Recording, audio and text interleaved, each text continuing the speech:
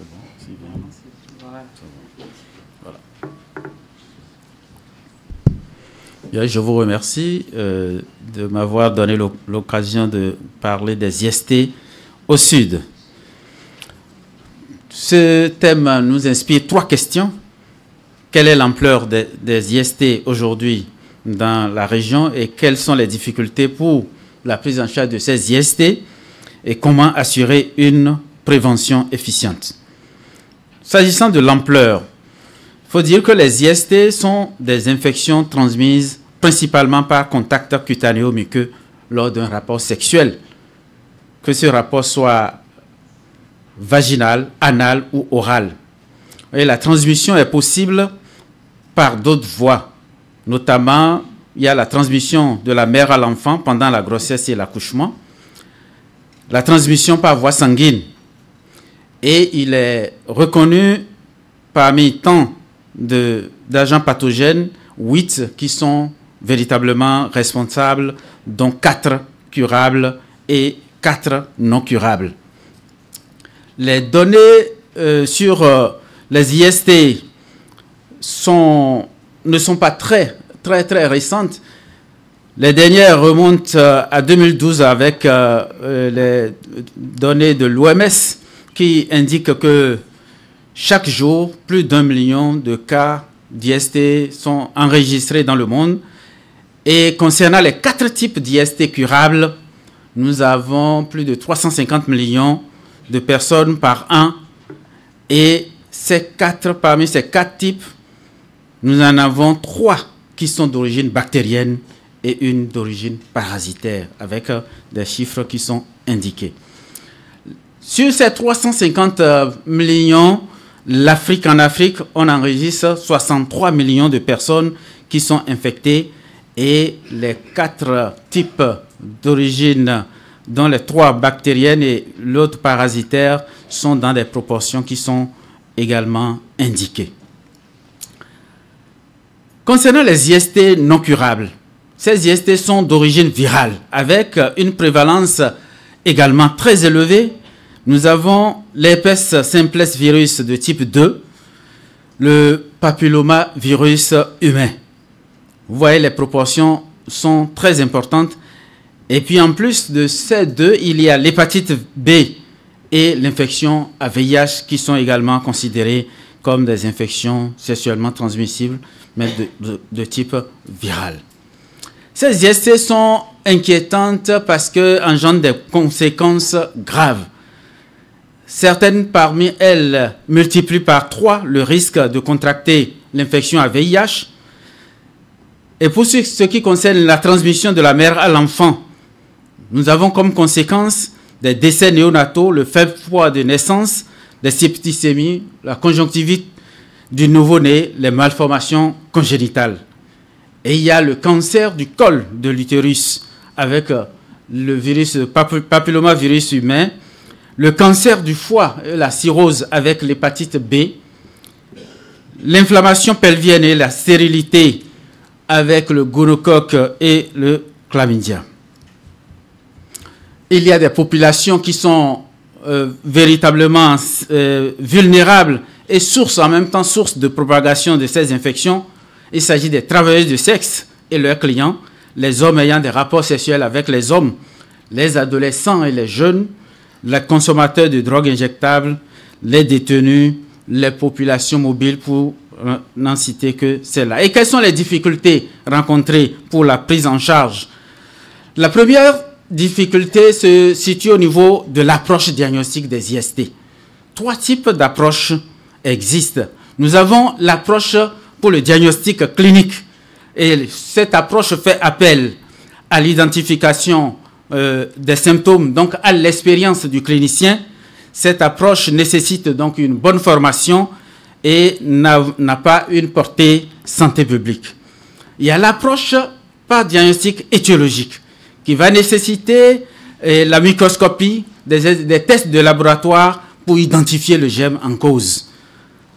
Vous comprenez que dans les pays du Sud, il n'y aura pas les moyens de faire toujours ces examens-là.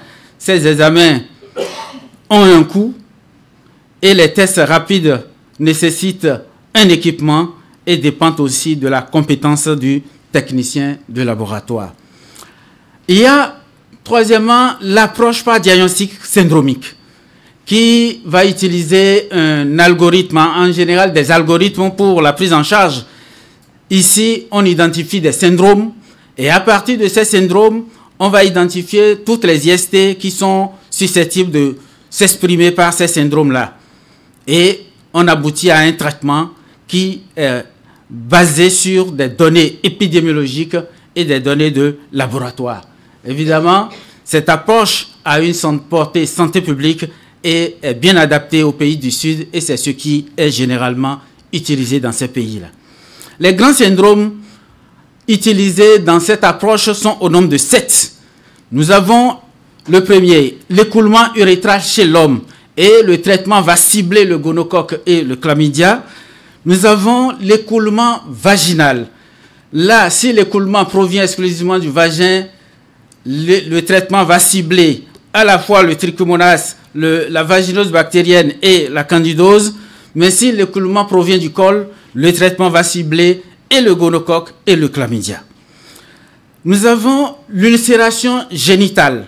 Là, le traitement va cibler en même temps la syphilis, le chancre mou et l'herpès génital. Les douleurs abdominales basses constituent un autre syndrome et on va cibler en même temps le gonocoque, le chlamydia et les bactéries anaérobies. Autre syndrome, c'est le gonflement douloureux du scrotum. Le traitement va cibler dans ce cas le gonocoque et le chlamydia.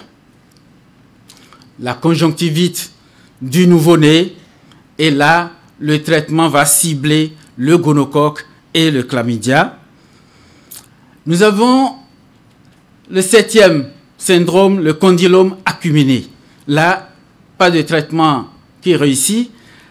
Il s'agit de végétation et vous comprenez, ce traitement est lié au papillomavirus humain. La prise en charge de cette façon, qui est une prise en charge syndromique, a des avantages. Pour les pays du Sud, le traitement est simple. Pas besoin de tests diagnostiques coûteux et d'ailleurs qui ne sont pas toujours disponibles. Il permet de mettre en route immédiatement le traitement. Mais leur inconvénient, c'est de faire abstraction des infections qui n'entraînent aucun syndrome. Et c'est malheureusement le cas de la majorité des IST. Ce qui fait d'ailleurs réfléchir, et certains auteurs se sont posé la question en analysant cette situation, ils posent la question sur la validité de cette approche. Susanna a apporté la réponse à cette question, à cette préoccupation, en étudiant sur 966 femmes VIH négatives mais à risque, femmes suivies pendant 12 mois, avec des examens cliniques répétés et des tests de laboratoire au cours du suivi. Ils ont pu déterminer la performance du diagnostic syndromique en déterminant la sensibilité, la spécificité, la valeur prédictive positive, valeur positive négative. Nous n'allons pas présenter tous les résultats, mais vous pouvez constater qu'ils montrent ici que les zones claires, vous voyez, les zones claires correspondent au taux de diagnostic par l'approche syndromique et les zones sombres, le taux de diagnostic effectué par les tests de laboratoire. Lorsqu'on prend pour chlamydia, ici, sur 12% de diagnostic effectués, à peu près 2% seulement l'ont été avec l'approche syndromique. Ainsi, ils ont conclu que l'approche syndromique fait rater le diagnostic de la majorité des IST. La plupart de ces diagnostics, la plupart des patients ne seront donc pas traités immédiatement au moment du diagnostic réel avec les tests, si le diagnostic était fait avec les tests de laboratoire. Il y a donc, pour les pays du Sud, une nécessité de rendre disponibles des tests de dépistage rapides qui soient précis, mais à des coûts abordables. L'autre type de difficulté est d'ordre thérapeutique. 4 de ces IST sont curables. Nous avons vu 3 d'origine bactérienne, donc une d'origine parasitaire, et ces 4 IST auront besoin d'antibiotiques pour être traités.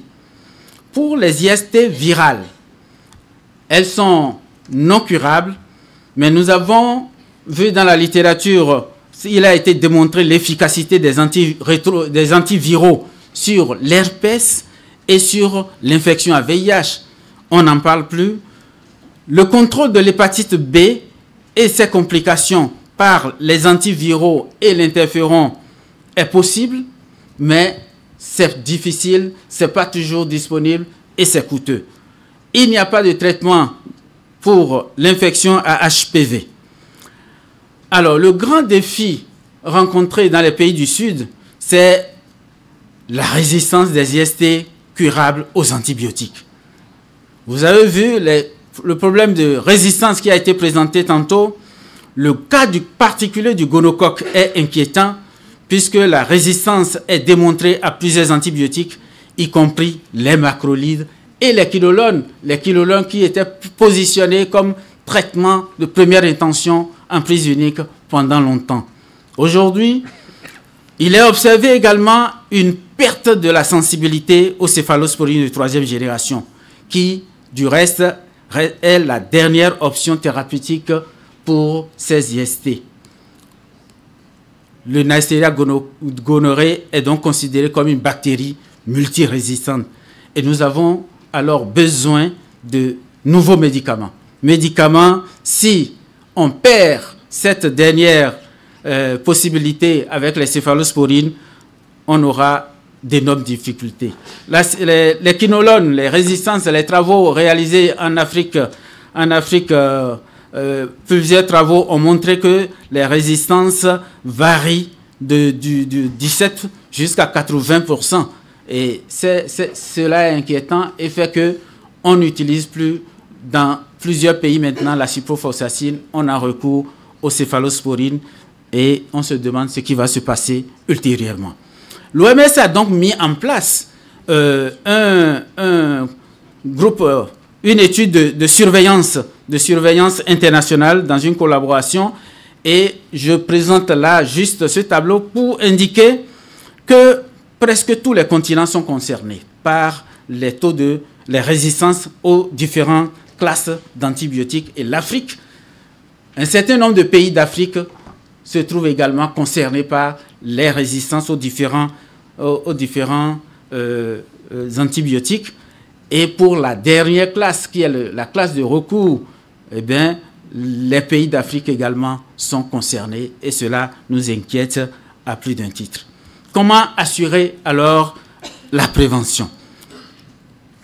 On va assurer la prévention par des interventions comportementales et des interventions de conseil qui vont faire appel à la promotion de pratiques à moindre risque, mais ces interventions doivent être ciblées.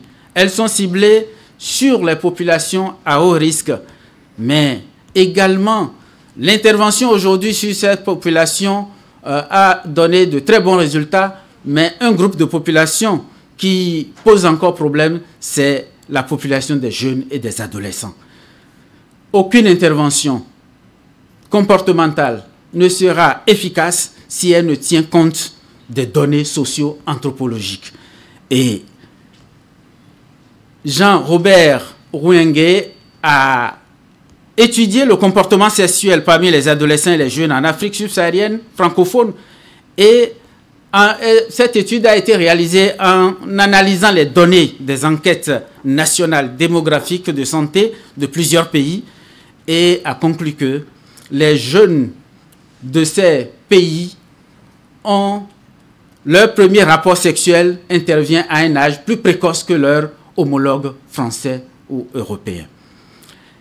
Ils ont indiqué que les deux comportements à risque que sont le multipartenariat sexuel et l'utilisation du préservatif sont très variables, sont observés dans des proportions très variables selon les pays, proportions qui varient en tenant compte évidemment des facteurs associés que sont les facteurs familiaux, extrafamiliaux ou individuels. Lorsque un ménage est dirigé par l'homme, le comportement des enfants diffère. Lorsque le ménage est dirigé par le chef de ménage et la femme, le comportement également diffère. Lorsque, en fonction de la religion, le comportement diffère. En fonction de la connaissance de ces jeunes, que les jeunes ont, le comportement diffère. Donc, il y a lieu de tenir compte de ces études socio-anthropologiques pour réussir les interventions comportementales et la lutte donc contre les IST dans ces régions. Autre intervention, c'est les interventions biomédicales qui prennent en compte le diagnostic précoce et le traitement des cas identifiés. On pourrait parler de vaccins. Oui, 2 vaccins aujourd'hui sont connus, sûrs et efficaces. Le vaccin contre l'hépatite B.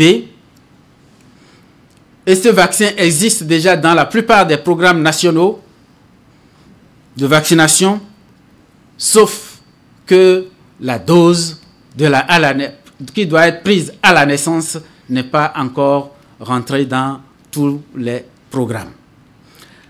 Le vaccin contre le papillomavirus humain est cher, n'est pas encore dans tous les programmes, mais il va falloir le faire d'ici à là si l'on veut réussir, d'éviter les conséquences des IST. Il y a les interventions politiques et organisationnelles qui nous permettront de lutter contre la stigmatisation, parce que les IST demeurent encore dans nos régions une maladie honteuse, une maladie qui permet pas, dont on ne parle pas. Il faut surtout se cacher pour en parler.